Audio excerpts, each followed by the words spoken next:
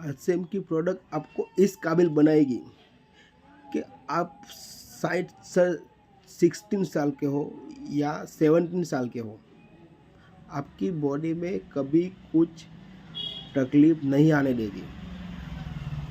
जो इंसान जब ऊपर जाना है वो तो तब चला ही जाएगा, लेकिन कई लोग 5 साल 10 साल से जो खटिया पे पड़े हुए रहते हैं, उसे ना तो मौत आती है, ना तो वो ठीक तरह से जिंदा रह पाते हैं।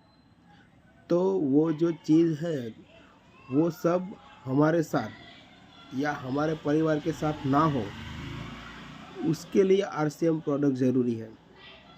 तो आप खुद ही सोचो कि आपको किस तरह जीना है, बीमारियों के साथ जीना है या बीमारी मुक्त अपना जीवन बनाना है।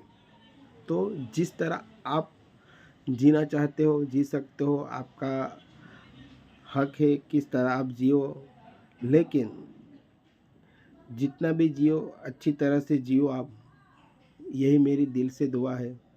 और आरसीएम का प्रोडक्ट एक आशीर्वाद वरदान के रूप है। इसकी सभी प्रोडक्ट कई बार लेबोरेटरी में चेक करके आरसीएम की दुकान में भेजी जाती है कि कोई भी प्रोडक्ट अपने आरोग्य अपने हेल्थ के लिए नुकसानकारक हो, वो प्रोडक्ट हमारी आरसीएम कभी मार्केट में लाती ही नहीं।